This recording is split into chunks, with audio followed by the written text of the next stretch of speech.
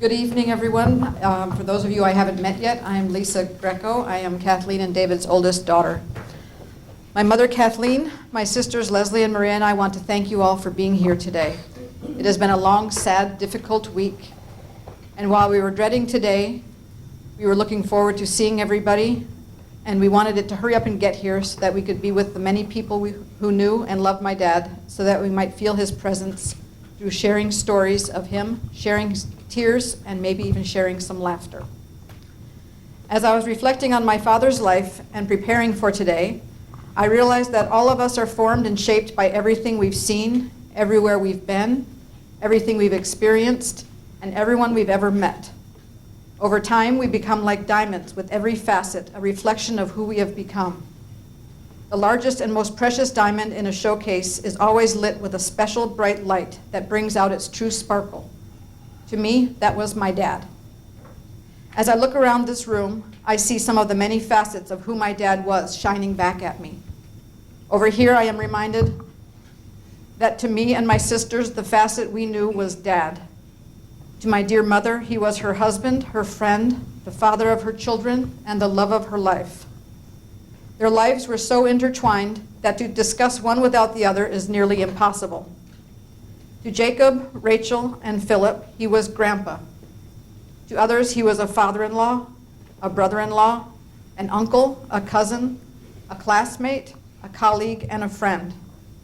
To those who have already passed on, he was a beloved son and brother. As a dad, he was larger than life to us three little Kelling girls. He shared his love of travel and a sense of adventure with us from the very beginning. On one of the walls in here, we have hung a map, I believe it's right over here, with pins in it from all of the places we either lived or visited. And yes, we had to buy extra pins. One of the most valuable things we learned from our dad was an appreciation for travel and the different cultures of the world. Dad had a natural curiosity for learning how others lived, how they ate, and the languages they spoke. He learned their languages, read their newspapers, and invited them into our homes.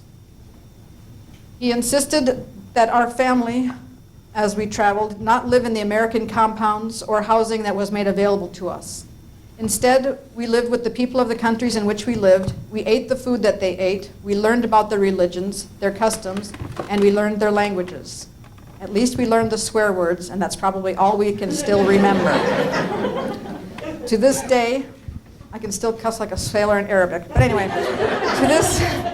to this day, we continue to share his curiosity and admiration for the different religions, customs, and languages of the world.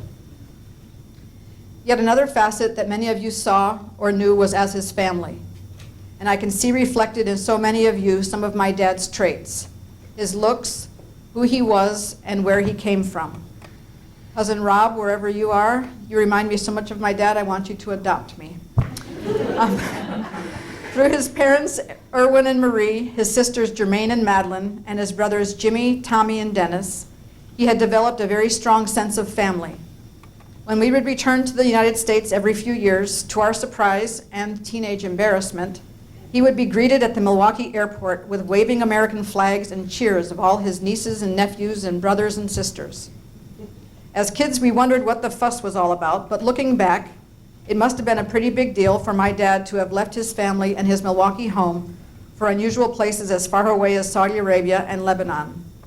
How it must have touched him to be greeted with waving flags at the airport when he would come home. Summers were always busy and sometimes exhausting, as we were invited to house after house for parties or large family picnics, and for everyone to get caught up on his traveling adventures and stories. Other facets that most of you here today remember about him: he was funny and told awful shaggy dog stories and jokes.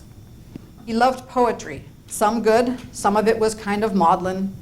Every so often he would pull out his poetry books from college, or one in particular that he liked that I believe his mother had, called Heartthrobs. And he would read the poems out loud, his voice cracking and his eyes tearing up at the more melodramatic ones. He also loved music. He loved it, and he loved it loud. He particularly liked the group Chicago, and he especially loved John Prine. On trips back to the United States, we would always have to make several stops at the 1812 local record store at Northridge Mall, or I think there was one down on North Avenue, to stock up on the latest and greatest albums. He even liked to occasionally play Scottish bagpipe and marching band music at full volume. He really did like it. It wasn't to be annoying, he liked it. But as kids, we knew that when that music started late at night at the end of a party, that whatever party was going on was going to end within minutes, and my sisters and I could have at the appetizers and hors d'oeuvres that were left over. Party's over. And the facet of my father that my mother knew, my mother has the most treasured memories of any of us, but they belong to her. My mother has said that Dad promised her that he would take her places. I don't think she had any idea how far and wide that promise would take her. They both insist that they never had a honeymoon, but I am convinced that their honeymoon lasted their entire lives as their travels took them all over the world. For example, many of you may not know that for one of their wedding anniversaries, I believe it was their 30th, they danced together at Buckingham Palace at a ball being held for Queen Elizabeth. None of us knew or loved or treasured my dad as much as my mother did, and so today, Mom, we give you your memories to hold in the privacy of your heart. My father was a great man, no doubt, but he was not St. David. And if you knew David Kelling well, you probably came into some minor conflict with him on at least one occasion. And in that moment, whether you said it out loud or thought it silently, the thought may have occurred to you, what an asshole. But rest assured, he was thinking the same thing of all of us. And if my father was here, he would have agreed wholeheartedly. It was a badge of honor to him. It's true, he was. Anyway, and we loved him for it. So thank you all for coming and showing my family and me that my father holds a special place in your heart. Your friendship allows us to know that my father will be nearby because of the memories stored within you.